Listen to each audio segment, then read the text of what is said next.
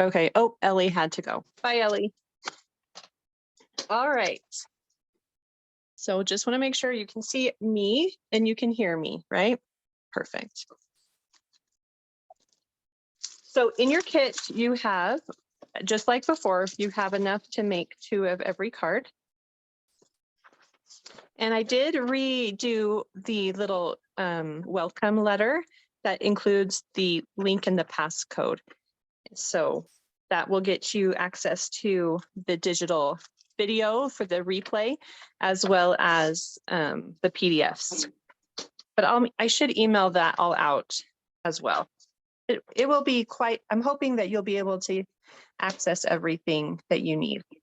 And I did include on my blog, there's a link at the top that says exclusive content for Paper Pumpkin, just so that you know that it's there. So you'll need to score your card base if you like to have those scored, and you just need to score it at 4 1/4.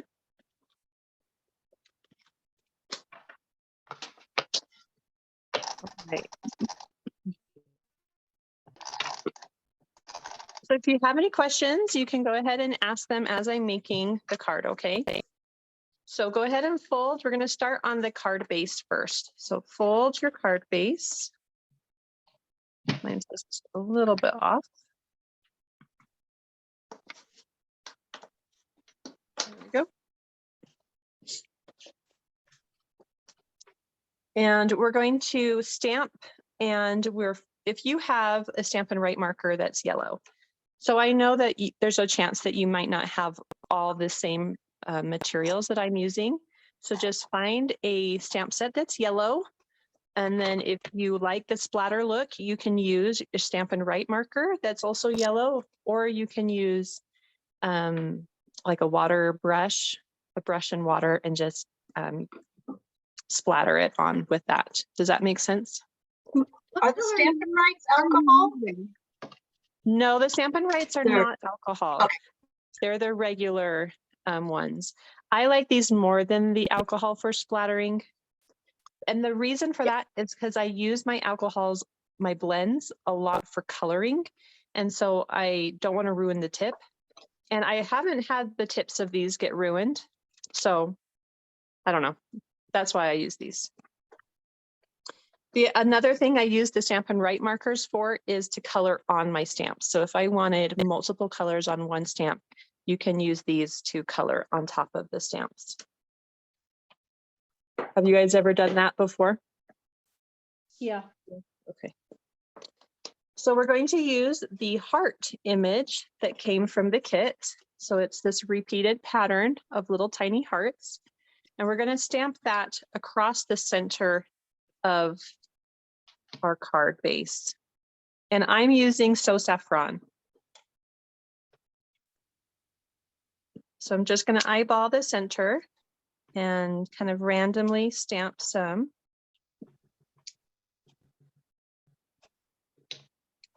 Because we are covering the center, you don't necessarily need to stamp all the way across.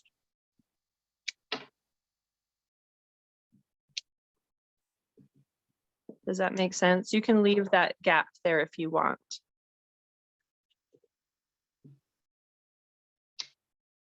Okay, can everybody see that okay? Mm-hmm. All right. So then to make the splatter, if you're using a Stampin' Write marker, you're going to use the larger brush tip side. You place it inside your cap and then you flick it out. And you do kind of have to be a little bit aggressive with it to get a nice splatter. You also do get sometimes some ink in the cap. If you want to take like a Q-tip and clean that out, you can, but it doesn't really bother me. So I just close it up. Chelsea, can you use a Stampin' Blend marker, or does it have to be a Stampin' Write? You can do a Stampin' Blend marker. I have seen people splatter with Stampin' Blend markers. So I think it's the same way. I think it's the same process. Is it working for you, Bev? Yes. Okay, great. It is, but it's very faint. I don't know, maybe this yellow is older and it's Maybe. not real juicy. That's possible. So if you wanted to try just using ink, I'll show you how you can do it with just the ink pad. Hold on.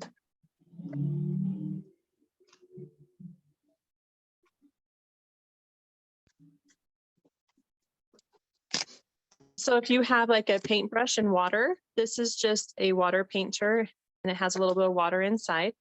You can use an ink refill, or you can close your ink pad and squeeze it together. And that's going to add ink here in the middle. And then by adding a little bit of water, you can pick up that ink. Ugh. There we go. And then you can splatter with this too. And I just use my finger and tap it. It's a little messier. Let's go. Okay, well, it works great once the ink gets rolling. Oh, good. So those are two different ways that you can get those splatters. So if you have a yellow ink, just mix it with a little water and a brush and it will splatter out. Or you can use a marker. So either the Stampin' Write marker or the Stampin' Blend. And I got a little extra ink on mine. So that's pretty funny. Okay. Just gonna wipe up that mess. So let's go to the next step.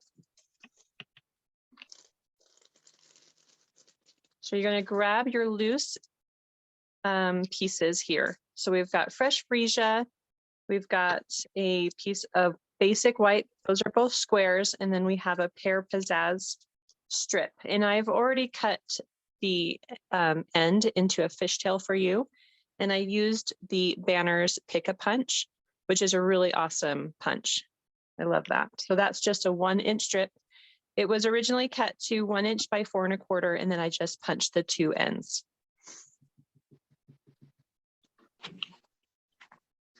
Does anyone have any questions up to this point? Nope. Okay. So you're going to take your purple. This goes down first, and you're just going to add it to the center.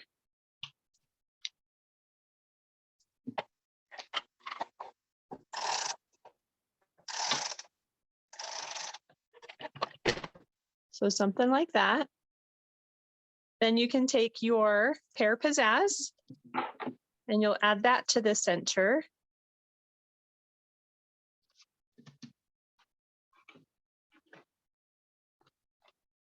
I think these colors are really fun together. It's like perfect for this time of year as we have spring and Easter coming.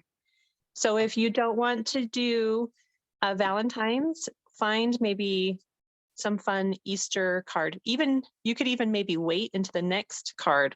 They've got that really cute frog. Did you guys see that cute frog? So that one's coming this month. So that will be fun. You could add that to this card instead if you wanted. Before we add our white, we're going to stamp on this.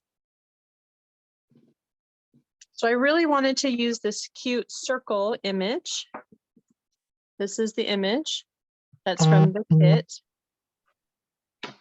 So I really wanted to use that on my card. So that's going to go right in the center of our white paper with that yellow color.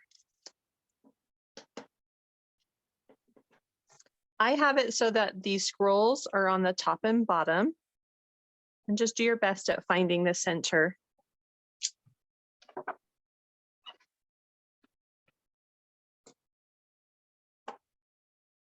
And then for my greeting, I'm going to do thank you, I think, for this one.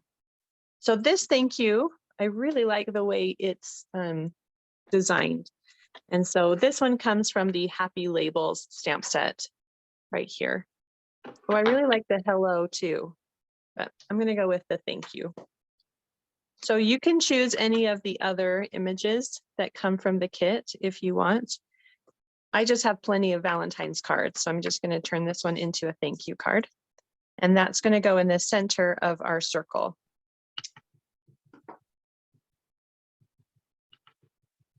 One thing that I love about designing the cards that I do for this extra class or this kit is that they're pretty simple cards. And I like that you can make them pretty quickly. Do you guys like that too, that they're simple? Okay. I'm seeing Yeah. thumbs up. That's good.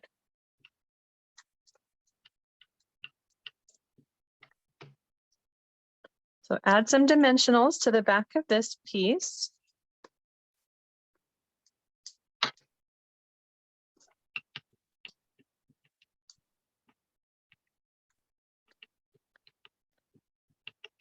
And that just goes in the center of the fresh freesia piece. Just like that. Okay, so inside your packet, there's also these like rectangle pieces, and these are for your extra elements. So if you wanted to just go with this, because you want to try to keep it from being Valentine's, this card is adorable, and you could just send this out as a thank you. The hearts are kind of like a little minimal piece, but it doesn't really scream Valentine's Day to me. So you could really use this any time of year. If you want to add that little lock and key, then I'm going to show you how to do that now. Okay, I have two versions here. So on this thank you card, I only fussy cut, but I did not remove the center areas. And so they're just layered on top of each other. And for this card, I did go in and cut out the center areas and then linked the key to the lock, just like I did on my YouTube channel, for those of you who maybe watched that. So I'm going to go ahead and do this with you so that you can see how I link that if you want to add this to your card. So let me find the right image. Oh, I put them right there in front of me. So I stamped the lock, but this is the heart lock in the fresh freesia color that came in the kit. And that just goes on one side of that rectangle piece. And then the key is stamped in Pear Pizzazz, which coordinates with that green. But if you don't have Pear Pizzazz, then you can stamp it in any color. You could do green, you could do gray, you could do black. So whatever you have.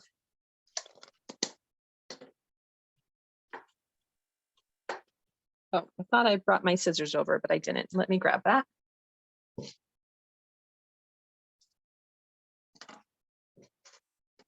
So this is the hardest part of the card, and it's just the fussy cutting. So some people love fussy cutting and others definitely do not, and that's okay.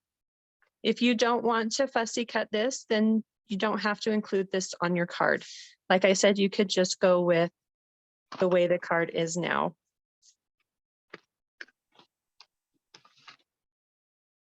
One tip on fussy cutting is to just move your paper and not your scissors. Try to keep your scissors fairly still and move just the paper around. And then also be generous with your ability. So like, I'm not perfect. And right here, it's quite jagged. Okay. And that's a pretty simple shape, that heart lock. Sometimes it's just going around these curves that's the worst.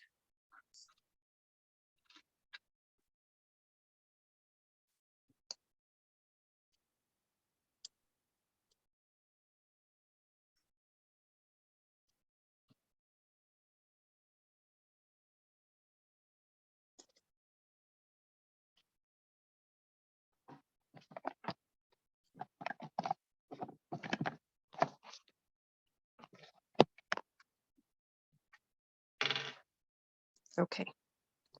All right, so I've fussy cut those out. And if you want, you could just stack them on top of each other, maybe with the glue dot behind the circle on the lock. And then add it to your card like this. And if you want to connect the two, then you do need to do a little more cutting. So what I did is I took my paper trimmer and I took my scissors and I poke a hole just where the blade goes in. There's like, you know, I just poked a hole there. And then took my scissors and you just snip a little bit to give yourself some room.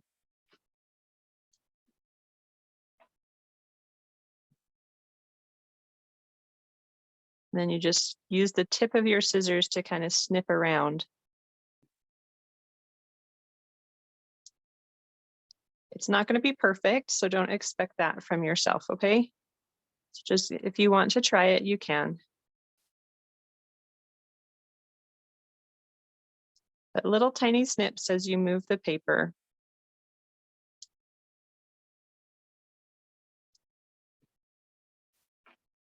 Okay.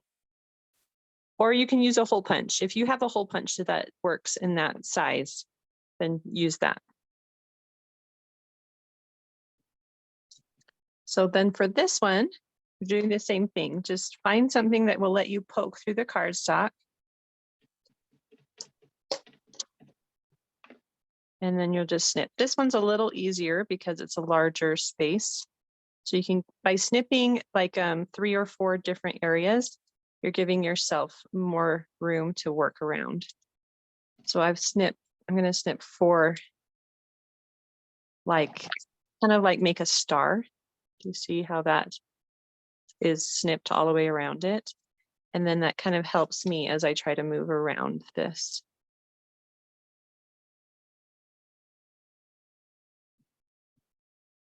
It's not the easiest thing to do.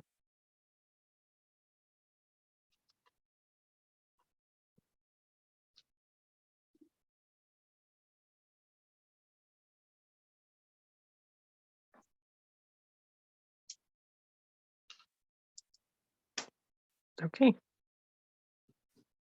So you'll get something like this. Again, it's not going to be perfect.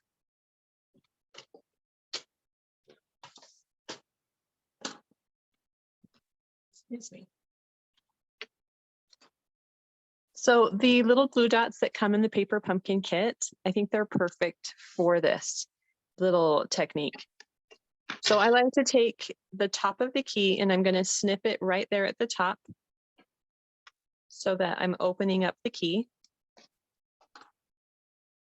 And then you open that so that it's kind of like an open link and you can just slide that onto the lock. And it can be on either side. Doesn't really matter. I think this is so cute, getting that lock and key to connect. Then on the back, where you've made that slit, you're going to cover that up with one of those small glue dots.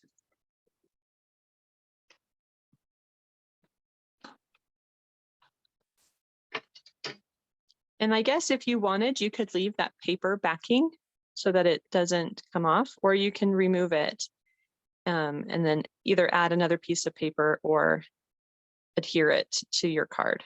I'm just going to leave that paper backing. So do you see how that now is connected? Are there questions on this? No? Okay. All right, and then I've just popped this on with a dimensional in the center of the lock, and you can add that to either side at the bottom of your card. So cute.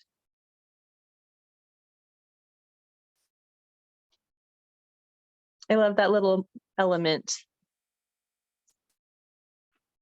Okay, so then in your kit, you're also going to have some little gems. These are the iridescent pearls, I think. I brought the pack over so that I could tell you what they were. You should have 6. So yeah, they're the iridescent pearls basic jewels. So you should have 2 large and 4 small. So you can just mix and match those. I'm going to add one of the large ones to the bottom left corner here, and then 2 small ones up at the top. You can add them wherever. And your card is done. Any questions? No, it's a cute card. It is cute. I can see it being used for Easter, adding a little bunny rabbit there or a carrot. Like I said, I could see it being used with the frog, you know, from the next kit that they've gave us a sneak peek for. So a lot of cute things that you could do with that card. All right.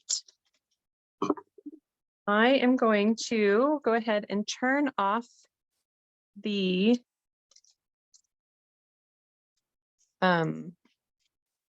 video and switch back over to the other screen. If everyone's good, we're all good? Okay.